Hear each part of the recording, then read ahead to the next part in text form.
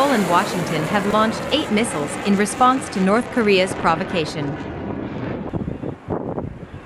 South Korea and the US launched 8 ballistic missiles into the sea on Monday, as a response to Sunday's launch by North Korea over its eastern and western coasts.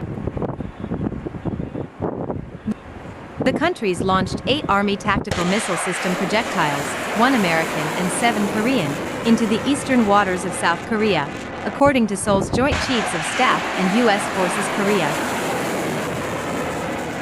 The Korean military said the display, which lasted 10 minutes, was meant to showcase its ability to respond swiftly and accurately to North Korean attacks. Sunday's North Korean launch, which also included 8 short-range missiles, put the country's neighbors on edge. Japanese, South Korean, and U.S. envoys denounced the display as a violation of UN Security Council resolutions. Japan and the U.S. conducted their own joint missile exercise hours after the DPRK's move to show off their rapid response capability, according to the Japanese Defense Ministry. Defense Minister Nobuo Kishi told reporters that the provocative display from the north could not be tolerated even though none of the projectiles landed in Japanese waters. The North Korean projectiles were fired over 35 minutes from at least 4 different locations, according to South Korea, coming from western and eastern coastal areas and 2 inland locations.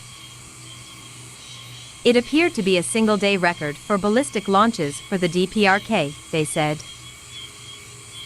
The launch was Pyongyang's 18th missile test of the year and followed on the heels of a U.S. and South Korean joint drill involving the USS Ronald Reagan off the Okinawan coast, the South's first drill involving an American aircraft carrier since 2017.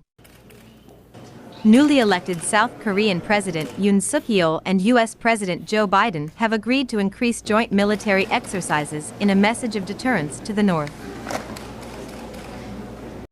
Though China and Russia vetoed an effort by the UN Security Council to punish the country over an alleged ICBM launch on May 25. Another American aircraft carrier conducted exercises in the Yellow Sea following that launch, and Biden has vowed to send further strategic assets to the Korean peninsula if requested by Seoul. While Yoon's predecessor, Moon Jae-in, sought peace with his northern counterpart and Biden's forerunner Donald Trump strived to finally make a deal with Washington's nemesis in Pyongyang. Neither leader managed to quench the long-smoldering hostilities. Now that tensions have ramped up again and the DPRK is firing off dozens of missiles a month, South Korea and the US have both raised concerns that their shared enemy may be plotting its first nuclear test since September 2017. The Korean War ended in 1953, but no official peace treaty was ever signed between North and South, meaning they are technically still at war.